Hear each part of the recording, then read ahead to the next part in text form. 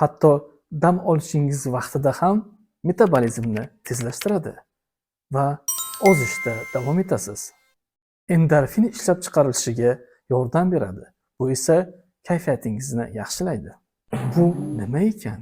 Bu bir kunda 2 mahal jismoniy mashq qilish va bepul ozish. 2 oy tinimsiz 2 mahaldan 30 daqiqa vaqt mobaynida stabil jismoniy mashq bajarsangiz, albatta 10 kilogramm vazn tashlaysiz.